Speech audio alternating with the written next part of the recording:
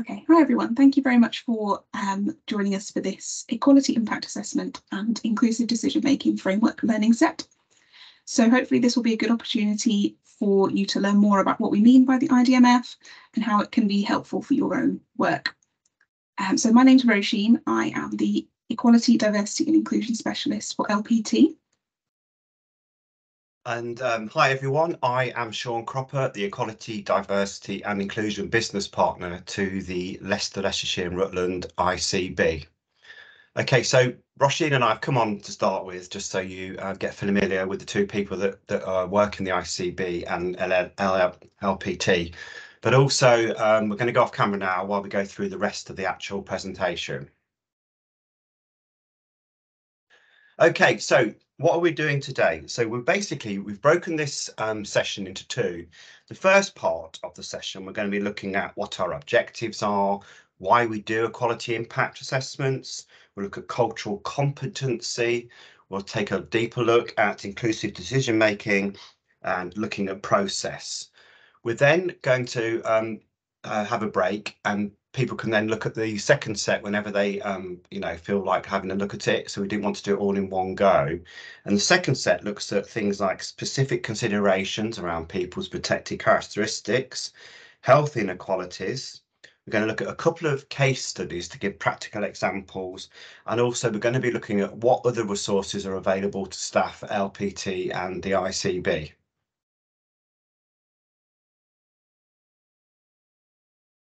Okay, so as I said, we were going to be looking at the objectives first of all.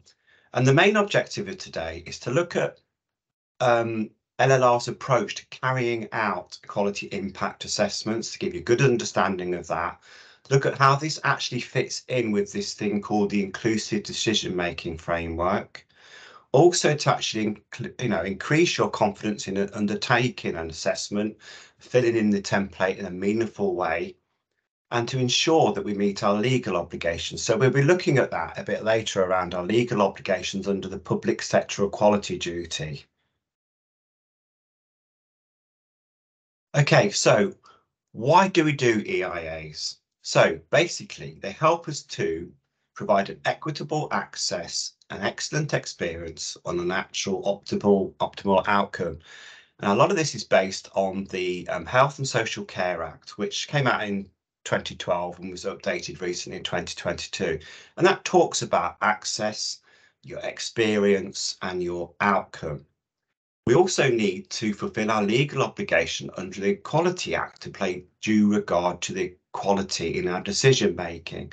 So what this basically means is due regard means that we have to look at all the decisions we've made, and the best way to collect this when we're looking at how this affects people protected characteristics is in a coordinated way through a template, such as an impact assessment. So we have one place to go to. We also want to ensure that our decisions are inclusive, informed to our relevant analysis, and engage with those with protected characteristics. The whole point of this and the IDMF process is the fact that we want to make sure that it's based on actual evidence, what the data is telling us, what people are telling us, rather than any form of judgment and bias. So it makes an impartial decision. We also, as I was saying a moment ago, we're looking at how we deliver better services, and it will help you improve access to those services.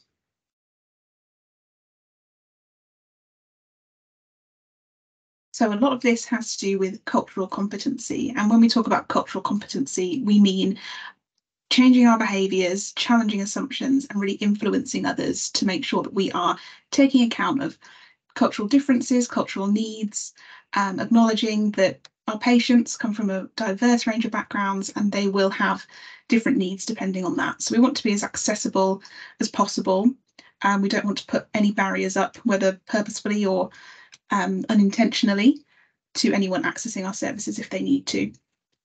And so we can all think about our cultural competency, and we've all got the capacity to improve and to increase our understanding. So the kind of elements of this are cultural awareness. So the awareness that people's cultures are very multifaceted, they're unique. We're not just talking about people's ethnic or racial backgrounds, but we're talking about a whole load of factors that affect how people live their lives, and how society sees different communities and all sorts of things. So people's cultures are really, really complicated, and there's a lot of similarities and differences between different people. We also want to think about our cultural intelligence. So we want to be acknowledging that actually people's differences will impact on their interactions with services. So there are going to be certain communities where they might find it more difficult to access a service, and it's our job to make sure that we are breaking down those barriers.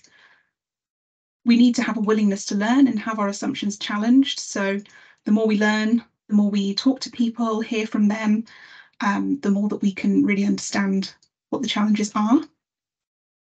And we need to have that agility and empathy as well to adapt to different people's needs. Some of this it's not about necessarily making assumptions about whole communities, but it's about creating services and policies and procedures which are responsive to people's individual unique needs. So if we can have a really responsive service, then we know we're setting it up to be culturally competent in that way already. So when we talk about inclusive decision making, this is all about making decisions about policies and services and all sorts of things in an inclusive way. So we're involving people in decisions which are going to affect them, whether that's patients, families, or colleagues as well.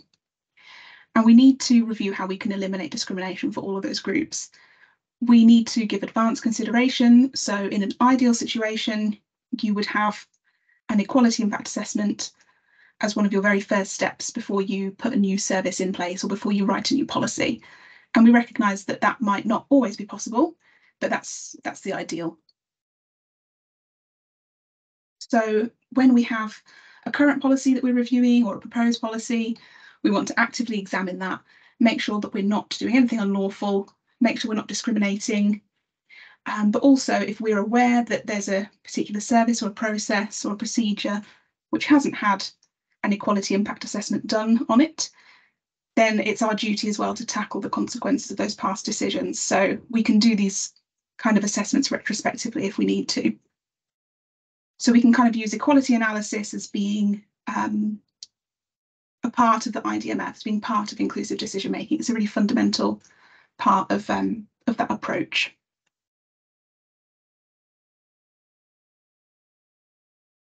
Okay, so now I'm going to talk about something called the Brown Principles. Now, the Brown Principles are based on case law, which came out from, at that time, post office closures, which was in 2008.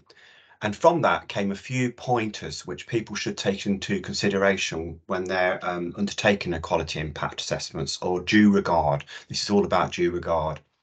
So basically, principle number one is that people must be made aware of the duty. And what this actually means is that the people that are making decisions need to be made aware of what's going on and have all the full facts in front of them. They can't really make a decision if they don't really have those facts. And again, as we were saying earlier, it's about impartiality. It's based on what the data is telling us. I'm going to move to point three. That due regard must be made before a decision is made, not after. So there's no point remedying something after a decision's already been made, because it's too late really in terms of due regard. I mean, sometimes we do remedial EIAs, but ultimately it should be done at the beginning of decision. And then if you look at this in a sense in terms of cost, years ago a local authority redesigned a town centre without including disabled people and groups. They went ahead and produced a lot of changes, and then found out, later on that a lot of people couldn't use certain points, put certain access points in the city centre. So they then had to redesign those areas, which meant it also cost money. So obviously, yes, it's a moral and legal duty, but also it can cost money as well if people get it wrong. So it's better to get it right in the first place.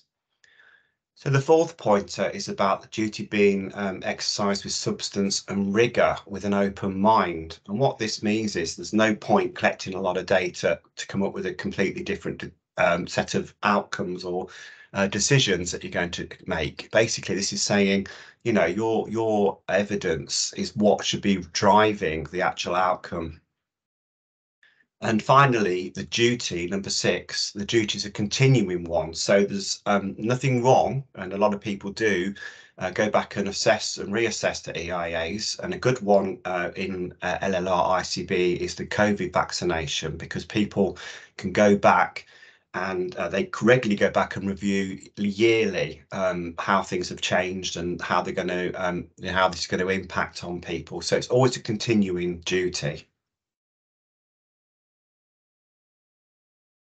Okay, so at the end of the day, what this is all about is that we've got, you know, a record of what's happened, and it encourages transparency. So also can show that we've actually been complying with the Quality Act.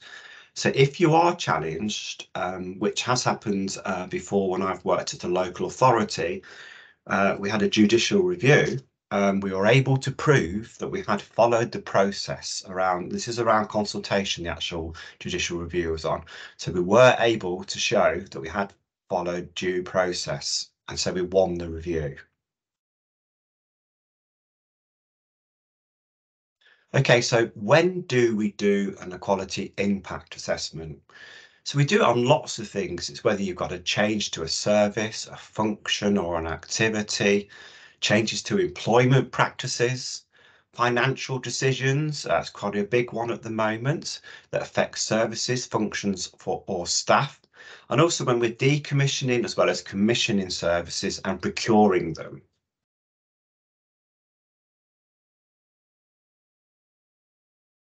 Okay, so what is the actual inclusive decision-making framework and what are the steps involved?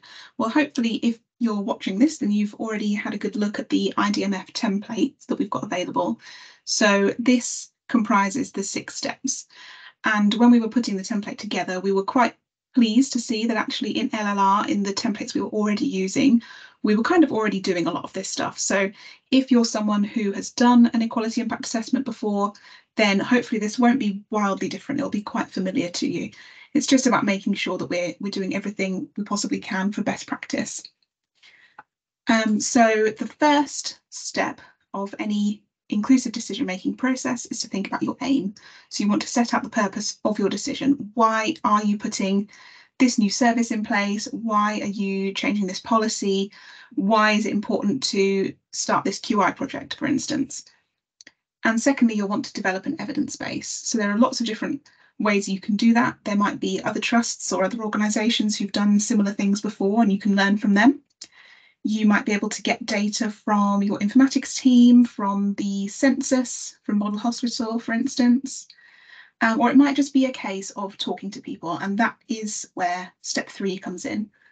So for any equality impact assessment as part of the IDMF, we want to have some form of inclusive engagement. And that's really fundamental to this. That's one of the main takeaways that we hope you take from this session, is that actually you're not alone in doing this. You're not expected to fill out an equality impact assessment all by yourself and kind of know all the answers. Inclusive decision making really does need a variety of different views and knowledge from all sorts of different stakeholders. So anyone who's potentially going to be affected, or anyone who's got knowledge of this particular service or anything like that, should be involved. Otherwise, you know, you don't know what you don't know, and you might have missed something very important that is really key to assessing the equality impacts.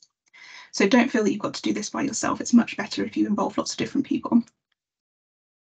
Once you have got your data and you've done your engagement, and you've kind of got a bit of an understanding about what the equality impacts might be, whether they're positive effects for certain groups or negative effects for certain groups, you'd want to identify what those negatives and positives are. So if you know that there's going to be a detrimental effect on one particular group of people, or if there are just going to be particular barriers in place for one of our communities, then you need to make sure that you've logged that. And it's not just about logging it, but it's also about thinking, how can we overcome this before we actually launch this project, if that's what we're going to do. And there may well be some positive effects as well. So if it's quite a targeted service, you might be targeting that at a particular community, which means that you will be having a positive effect on them. So once you have assessed all the potential negatives and positives, whether or not they will actually happen, it's just good to think about all the positives and all the negatives which could happen from your project. You then do a bit of an options appraisal and justify your decision. So you might think, this is what's going to happen if we do nothing. This is what will happen if we go ahead with this project as we've planned. And then are there any other options which are potentials to kind of eliminate some of those barriers or overcome some of those issues? So it might be that you are doing options appraisal of a few different things at that stage.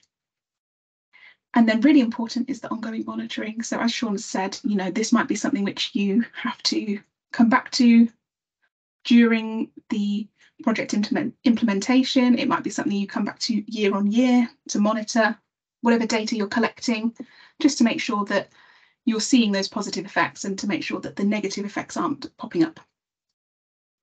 It might also be appropriate to publish this somewhere as well. So it might be that you take it through your own governance processes, might be that you discuss it with your EDI team, whatever is kind of process in place in your area.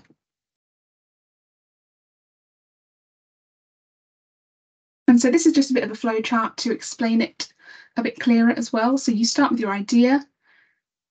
As Sean said, it could be anything. It could be a service development, it could be a QI project, it could be a new policy. And the equality impact assessment should really be one of your first steps. So you'll want to refer to the IDMF guidance. So we've got a toolkit available, which is quite an in-depth document. So if you're new to this, then it's really good to have a read of that and just try to understand the purpose of doing an equality impact assessment. And it gives you some tips as well on how to actually go about doing it. And even if this is something you're familiar with doing in the past, it's always good to refresh yourself as well. You would decide what level of equality impact assessment is needed. So for each organisation in LLR, we've got a part A, which is the kind of the simple version. It's just for low impact changes. Most policies could probably have a part A done. It's just like a simple form to go through and see what any major issues might be. If it does turn out that actually there are going to be some significant impacts on people, or if this is a larger project, or if it involves kind of management change or redundancies or financial implications, that kind of thing, then you would definitely want to complete a full equality impact assessment, which is the part B. And if you're not sure about which one to do, you can always ask us. That's not a problem at all. But the part B goes into more detail about different groups who might be affected, and yeah, has the full 6 steps of the IDMF in there. If you don't know what the equality impacts will be, or you're not sure, or if you think that actually there won't be any issues and you just want to check that you're right about that, you can check your understanding by looking at the guidance that we've got, involving stakeholders. As we've said, it's really important to get their perspective and gathering that evidence. So it's really important to do that before you actually go on to step 4, which is starting the work. And even once you've done the equality impact assessment and you've started work on the project, you want to keep considering how those impacts are manifesting throughout. Make sure you document. As we've said, it's really important to keep that record. And as well as actually documenting that you've acknowledged these are potential equality impacts, you'd want to document how you're addressing them as well.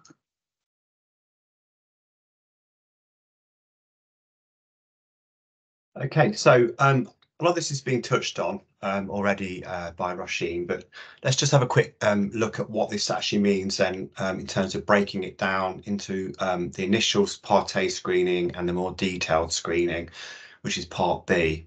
So basically, the part A screening is just an initial stage to look at whether a more detailed EIA might need to be carried out.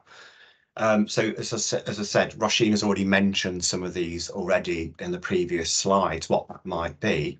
So this is basically a minimum for all policies when you're undergoing a review or a proposed new service. It's also not suitable for a more detailed part B. So as discussed, this can be where you've got a significant impact on those people with one or more protected characteristics. Next slide, please. Okay, so when we look at Part A, within the Integrated Care Board, we do Part A, or we call it screening basically, and we do this part A or our screening EIA on something called YouAssure. So this is an online platform that people need to sign up to actually do their stage 1 or part A EIA. The one in front of us we've got here today is something that Leicestershire Partnership Trusts use, which is a very simple guide to considering people's protected characteristics and what kind of impact that might have on them. So when we're looking at this, we're looking at things like we wouldn't be looking at moving on if it was like just limited impacts or not much of an effect on protected groups and communities, or projects which might have some impacts, but the solutions are easy to implement. So what that often means also is that just as it might only affect a few people, do need to consider that the impact on those few people might be significant. So it's not always about the actual amount of people, it's actually looking at the impact on those groups. Okay, so part B, this is the one that we've now developed for the system. This is the IDMF template, and it is something that is at the moment has been adopted by LPT and ICB staff with the we're hoping that it will be adopted by other partners across the system as we go along. This is the more detailed analysis where we look at more significant impact on those people with one or more protected characteristics. And it's often going to be required for a new service development, or decision affecting the workforce or finances. So sometimes you can find that you can skip the screening because you can just look and tell straight away that if you're doing a rather large scale project, or as I say, it might be something that affects a small group but significantly. Once you start looking at significant impact on one or more protected groups, we're going to be looking at stage 2 anyway, but your screening can give you an initial idea.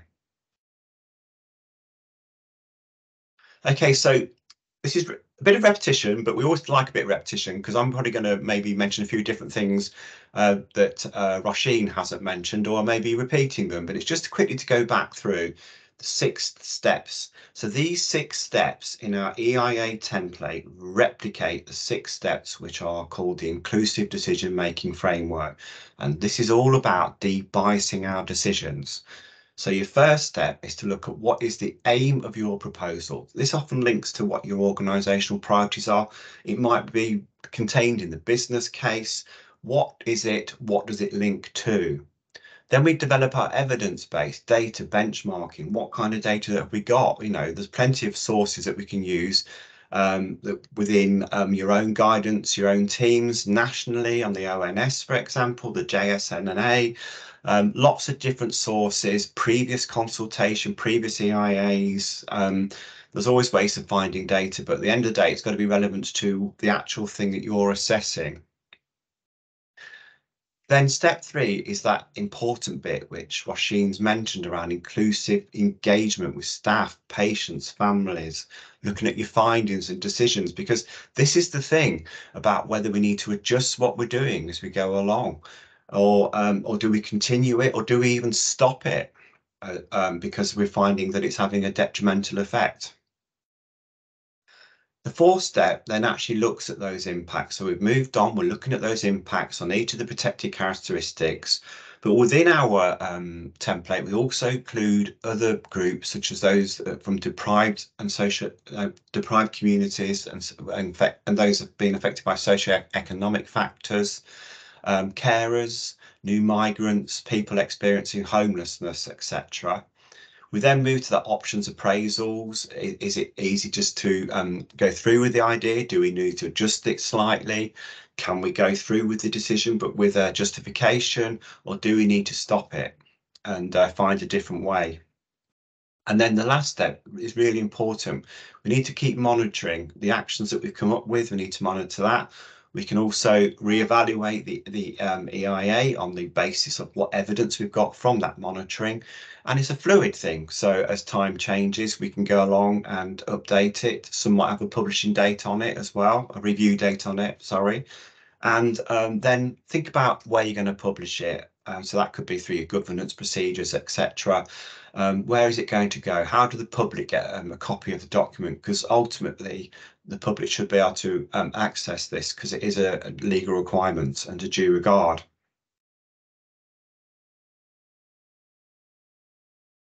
So hopefully at this stage you'll be thinking about examples of projects in your own work area, or if you've got a project on the go that you're particularly doing a equality impact assessment for, hopefully you're getting a few ideas about some of the considerations that you'd need to make and how to fill out the EIA. But if you're feeling a little bit lost and you think, oh, there's just so much information here, I don't know where to start with equality impacts, then this is quite a good place to begin. So there are some general considerations which we think are relevant to any policy, any project that you're doing. So you can start here and just kind of see how you go. So the first one is about the rationale. So sometimes we get questions about initiatives which are just intended to kind of benefit one group of people. They're quite targeted services available to one group. And that can be justified. That's absolutely fine, even if services are not open to absolutely everyone. If they're targeting a certain demographic of people for a reason and they're not causing a negative impact on other people, then that's absolutely fine. That's quite normal. However, it's not sufficient to say, oh, there are no equality impacts because everyone can access this service. Even if everyone can access the service in theory, it doesn't necessarily mean that that's the reality, and there could be a lot of different reasons for that. So as I said earlier, if we can take steps to make care more individualised, that will often be a really good starting point for equality in general. So if we can make sure that our services are really adaptable and responsive to people's individual needs, then that can be a really good starting point for equality. The next bit is about messaging. So when you're advertising your service, when you're talking about it, are you spreading positive messages about all groups and demographics? Is anyone missed out? If you're using kind of posters and leaflets and things, is your language inclusive? Is your imagery inclusive? Are you accidentally using stereotypes, that kind of thing? And where are you messaging? So is it actually reaching the groups that it needs to reach? The next one's accessibility. So we've used this word a lot through this session, but it's really important to think about how easy is it for people to access the service and to communicate with you if they need to. So if people haven't got access to the internet or to a phone, is it still possible for them to contact you? If people are kind of relying on public transport, is that a factor as well? How will you reach out to people effectively and make sure that they can access the service when they need to? The fourth point is data. So have you explored how certain groups could be affected? Have you made any assumptions? Has anyone else already kind of implemented this? And could you learn from how they've done it? How are you going to monitor the impact on different groups as well? So not just about taking a snapshot of data, but actually over time, how are you going to be able to monitor any changes? Do you have consent to share information if you need to across organisational boundaries, like with the local authority, for instance, with the voluntary sector? Could that be a way of making services more accessible? And can you adapt the typical access routes into your service for people who need those sorts of adjustments, whether that's due to a disability or due to socioeconomic factors or due to digital poverty or anything like that?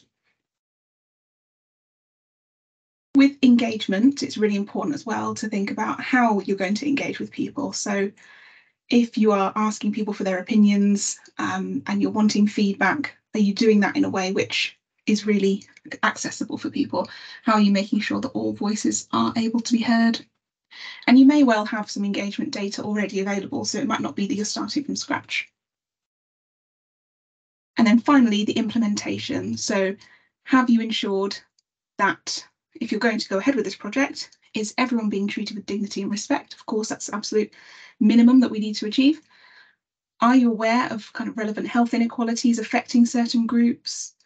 Whether or not your new service or your new policy is going to kind of go any way to solving those health inequalities, that might be a different question, but it might be that you just need to be aware that there are some groups in our communities, in our society, that experience health inequalities.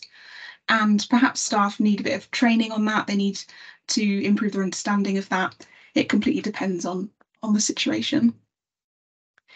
So those are the general considerations that we would recommend thinking about for any project.